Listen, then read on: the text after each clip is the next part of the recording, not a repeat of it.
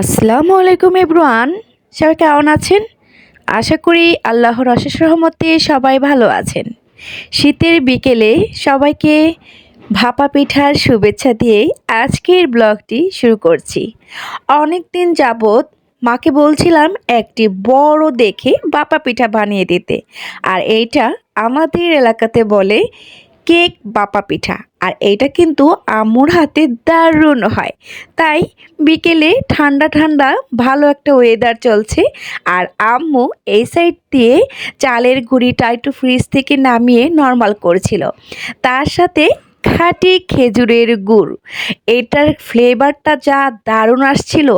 আর আমার মানহামণি তো তার নানুকে হেল্প করার জন্য বসে গিয়েছে। সে জীবনে ফার্স্ট নারকেল কুড়াচ্ছে। যাই হোক, সে যে নিয়েছে এটাই তো অনেক কিছু, তাই না বলেন? আমার কিন্তু সব কিছু গোছানো শেষ। এখন এটা পানি লবণ দিয়ে একটু মাখানো হচ্ছে, একটু পরে এটাকে চেলে নিতে হবে।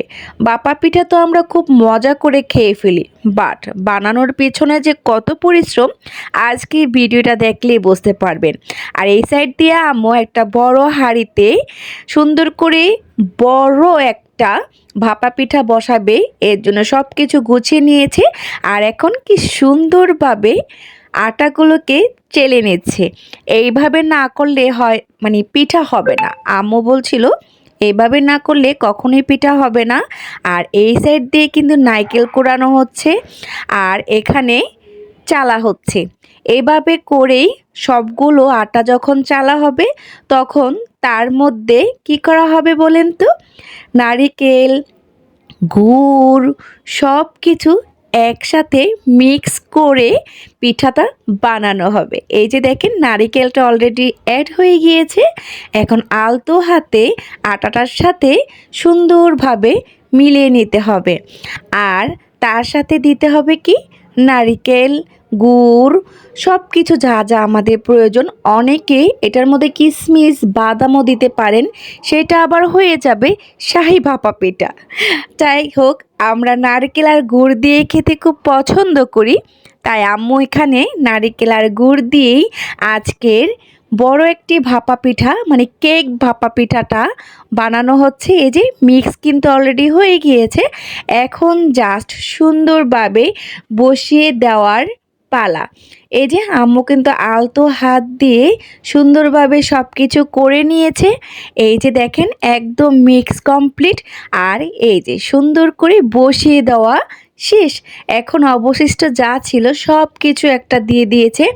আর এই যে এটা কিন্তু মশারির একটা কাপড়, আপনারা চাইলে অন্য সুতি কাপড়ে ব্যবহার করতে পারেন, বাট এটাতে খুব সুন্দরভাবে ভিতরে সুন্দরভাবে হয়ে যাবে আম্মু বলছিল।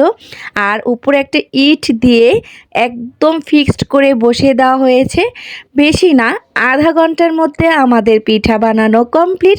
এখন জাস্ট চেক করে নিচ্ছি ভিতর থেকে সেদ্ধ হয়েছে কিনা। এই কাঠি দিয়ে মাছ বরাবর যখন ভিতরে প্রবেশ করানো হয়েছে তখন কিন্তু একদম ক্লিন বের হয়েছে।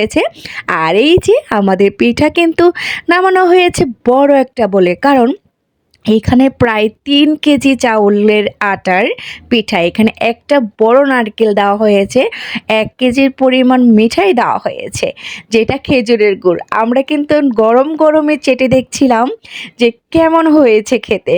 যাই হোক, আমি এখন সবাইকে দেব। একটা ছুরি নিয়েছি কাটিং করার জন্য, এই যে পিস পিস করে কেটে নিয়েছি। আমাদের আজকের বিকেলের পিঠার আয়োজন কেমন লাগলো? শীতের মধ্যে ভাপা পিঠা দারুণ তো লাগবেই। যদি ভালো লেগে থাকে অবশ্যই কিন্তু জানাবে। আল্লাহ হাফেজ।